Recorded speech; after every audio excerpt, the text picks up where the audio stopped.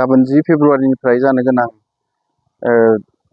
गोजौ फरायसालिनि जोबथा आनजाद मेट्रिक आनजाद लोगोसे 11 फेब्रुआरिनिफ्राय जानो गोनां ओइचएस आनजाद गोजौसिन गेजेरारि फरायसालिनि जोबथा आनजाद बे आनजाद होगोन फरायसाफोरनिसिम गाहाम हामलायथि बावनानै बिजनि दख'रा एबसुनिफ्राय सिगां बोसोरनिफ्राय जोङो गाहाम हामलायथि बेनार होबोनाय बायदिनो देग्लायबो जोङो मोनफ्रोमबो मेट्रिक आनजाद सेन्टार आरो ओइचएस आनजाद सेन्टाराव जोङो होनाय जायो।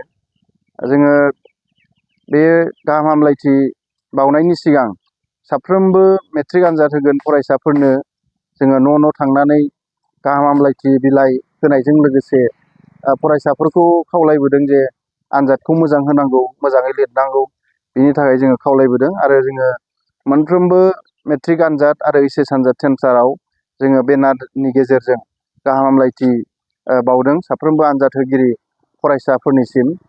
दा जोङो एसएसएलसि आनजादा बा मेट्रिक आनजादा जोंनि फरायसाफोरनि थाखाय मोनसे केरियार दानायनि लामाखौ बेखेवनानै होयो आरो बेजों गावनि इयुननि केरियारखौ दानो हायाबाबो बियो गावनि केरियार दानायनि लामाखौ रोखा खालामना होयो। आरो बेवहाय बुरजा नाम्बार मोनोबासो जोङो ओइचएसआव मोजां कलेजाव एडमिसन मोनो, मोजां एकाडेमियाव एडमिसन मोनो।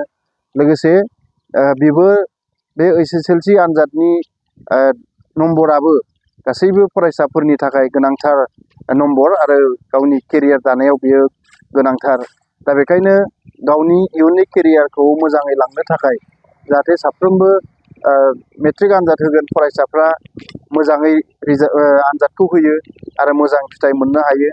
दिनैनि जुगजों खारफानो थाखाय साफ्रोमबो फरायसाफ्रा गुन गोनां सोलोंथाइ मोननांगोन आरो साफ्रोमबो फरायसाया गावनि रिजाल्टखौ मोजां खालामनांगोन।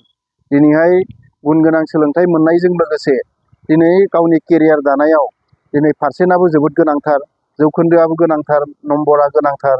दा बेनिखायनो साफ्रोमबो आनजाद होगिरिफ्रा जाहाथे मोजाङै आनजादखौ लिरनानै मोजां नम्बर लाखिनो नाजायो, बिनि थाखाय जोङो गाहाम हामलायथि बावदों।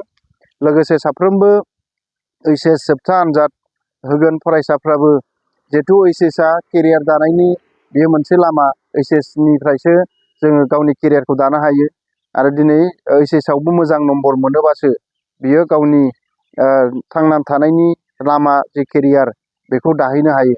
दा बेखायनो साफ्रोमबो ओइचएस आनजाद होगोन फरायसाफ्राबो मोजां रिजाल्ट खालामनांगोन, मोजां नम्बर लानानै उथ्रिसार जानांगोन। बेखायनो जोङो दख'रा एबसुनिफ्राय बिजनि दख'रा एबसुनिफ्राय जोङो गाहाम हामलायथिखौ बावदों। आरो दिनै मोनफ्रोमबो आनजाद सेन्टाराव जाहाथे मोजां आनजादा खुंजायो। थांनाय बोसोरफ्राव जोङो गोबां कमप्लेनफोर मोनबाय, आनजादाव डिउटि होग्राफ्रा माने सोरबा फरायसाफोरखौ मोजाङै नायो, सोरखौबा मोजाङै नाया। दा बेबायदि जोङो खोनाबोबाय थादों।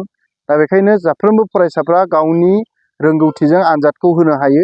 बिनि थाखाय साफ्रोमबो आनजाद नायदिंगिरि बा आनजादाव डिउटि मोनगोन इनभिजिलेटरफ्रा जाहाथे मोजां डिउटि खालामो, जाहाथे बेवहाय खुनु जोंनि बेरेखा हाबाफोर जाया आरो जोंनि फरायसाफ्रा दुखु मोननाय, खुद्रिनाय थासारि बेवहाय जाया। बिनि थाखाय जों साफ्रोमबो डिउटि होगोन इनभिजिलेटर आरो एक्सटार्नेल बिथांमोनखौ खावलायदों। आरो जोंनि फरायसाफ्रा मोजां थासारियाव आनजाद लिरनो हानांगोन। साफ्रोमबो मेट्रिक आनजाद सेन्टारनि बिगोमा लोगोसे ओइचएस आनजाद सेन्टारनि बिगोमा नोंथांमोनखौ खावलायदों मोजां थासारिजों सुस्थ' परिबेसजों जाहाथे आनजादखौ होनो हायो, बिनि थाखाय मोजां नोजोर लाखियो। बिनि थाखाय जों खावलायबाय। लोगोसे साफ्रोमबो दिथागिरिफोरखौ जोङो खावलायहरदों जायफ्रा मेट्रिक आनजाद होगोन आरो ओइचएस आनजाद होगोन बिथांमोनखौ मोजां जोथोन लानायनि गेजेरजों जाहाथे मोजां आनजाद लिरनो खाबु होयो, जाहाथे बेहा न'खराव दुम दाखाल बायदिसिना थासारि सोमजिहोआ। जायनि न'खराव आनजाद होगोन फरायसा दङ, बै न'खराव जाहाथे गासैबो फोरबोफ्रा बन्द' जायो आरो बेहाय बिमा बिफाफ्रा लोंला जाला थायालाबानो गथ'खौ मोजां सानस्रिजों, मोजां गोसोजों आनजाद होनो फैहोयो। बिनि थाखाय साफ्रोमबो दिथागिरिफोरखौ खावलायबाय। आरो